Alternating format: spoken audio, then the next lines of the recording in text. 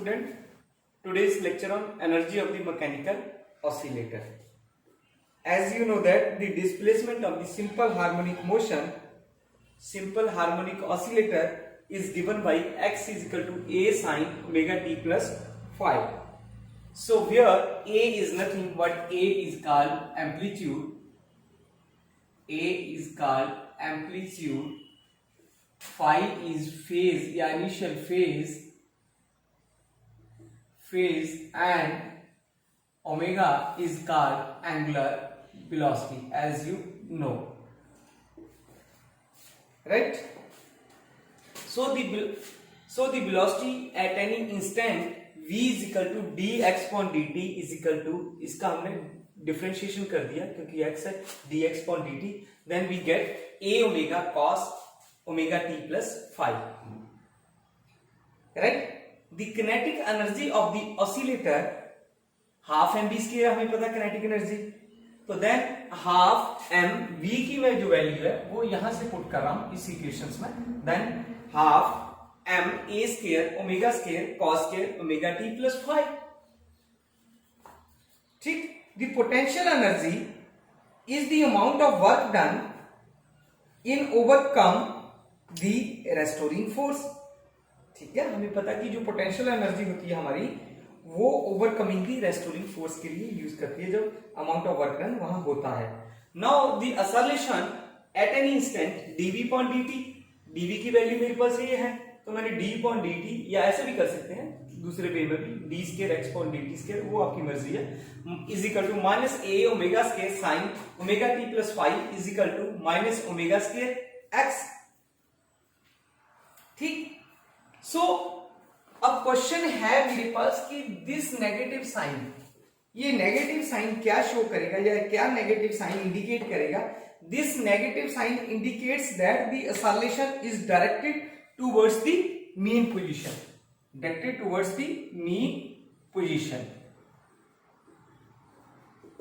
This negative sign indicates a direct the information about the oscillation is directed towards the mean position.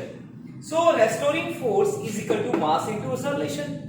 तो m omega square x हमने ले लिया इसको. ठीक है, तो मैंने पॉजिटिव वैल्यू ली है, मॉडुलस लिया m omega square x, then the work done for a small displacement dx against the restoring force, that is dw is equal to restoring force into displacement.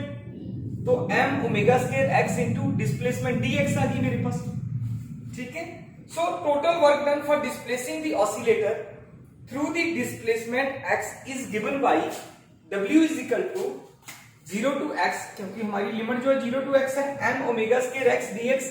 अब half m omega square x square आ गया मेरे पास, 1/2 आएगा क्योंकि. ठीक. तो 1/2 अब यहां हमने वैल्यू पुट कर देनी है इसकी, half m omega square a square sine square omega t plus five.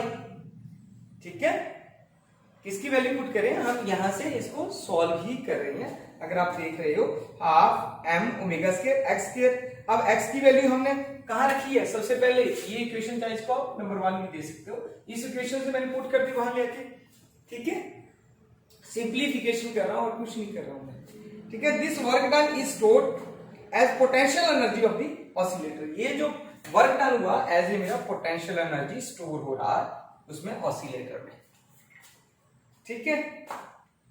अब total energy of the oscillator कितना होता है? टोटल एनर्जी हमें पता है, it is the sum of the kinetic energy and potential energy. Kinetic energy हमने अभी ऊपर निकाली है, फिर पोटेंशियल एनर्जी हमने निकाल ली, इन दोनों को हम सॉल्व कर लेंगे. देखो किनेटिक एनर्जी कहां, इसको चाहे आप इक्वेशन नंबर 2 दे दो. ठीक है. पोटेंशियल एनर्जी जो हमने निकाली है उसको हमने इक्वेशन नंबर 3 दे दी चाहिए. ठीक है. 2 और 3 की वैल्यू पुट कर दो, we get the results half m omega square a square cos square omega t plus five plus half m omega square a square sine square omega five omega t plus five. Simplify कर लिया हमने, half m omega square a square. ठीक है, ये common आ गया, cos square theta plus sine square theta, जो formulas है ट्रिग्नोमेट्री का वो हमने यूज कर लिया यहाँ पे, वो इक्वल टू 1 होता है. तो सिमिलरली यहाँ पे ओमेगा t प्लस फाइव था थीटा की जगह. Okay, omega is equal to किसके बराबर होता है?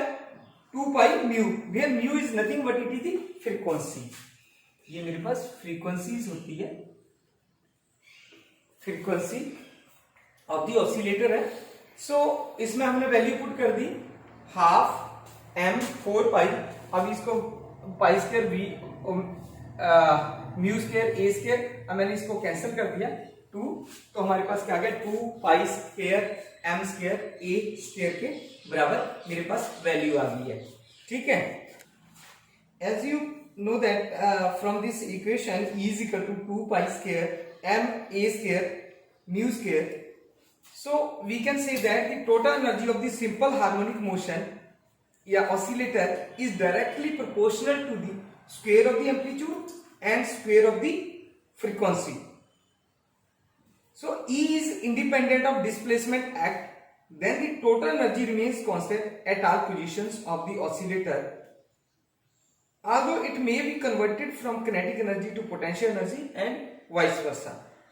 So the variation of the kinetic energy and potential energy and total energy with displacement is shown in this graph, shown in this figure. You see that at the mean position x is equal to 0, at mean position x is equal to 0, then the kinetic energy will be maximum. Then this is the curve for the kinetic energy. ये maximum value है। ठीक है, cos omega T plus five is equal to plus minus 1, maximum value kinetic energy is equal to half M omega square A square के बराबर है। जब हम क्या करते हैं, बात करते हैं अपनी एक्सट्रीम पोजीशन की, तो देन x जो वैल्यूज रहती है मेरे पास, x इज इक्वल टू किसके बराबर रहता है, प्लस माइनस a के बराबर रहता है। दो potential energy will be maximum. तो इस केस में देखो हमारी पोटेंशियल एनर्जी मैक्सिमम है जब आपके पास एक्सट्रीम पोजीशन एक ये एक्सट्रीम पोजीशन है, एक ये पोजीशन, ये मेरी मीन पोजीशन है। ठीक है, इसको हम मीन पोजीशन भी बोल देते हैं, मीन पोजीशन है, और ये एक्सट्रीम पोजीशन है, एक्सट्रीम पोजीशन, एक्सट्रीम पोजीशन। तो उस केस में क्या होता है हमारे पास sine omega T plus five is equal to plus minus 1, potential energy half M omega square A square, क्योंकि अभी हमने क्या देखा कि पोटेंशियल एनर्जी और kinetic energy is equal to 0 या टोटल एनर्जी के बराबर है। अभी आपने क्या देखा था रिलेशन में, हाफ एम ओमेगा स्क्वायर ए square cos square omega T plus five, और दूसरे में क्या देखा था पोटेंशियल एनर्जी में हाफ एम ओमेगा स्क्वायर ए स्क्वायर साइन स्क्वायर। इतना फर्क था, साइन और कॉस का फर्क था, बाकी तो सेम था, वो हमने 1 कर लिया था, इस करके हमारे पास वो वैल्यू सेम रहेगी। तो this is whole about the energy of the mechanical oscillator.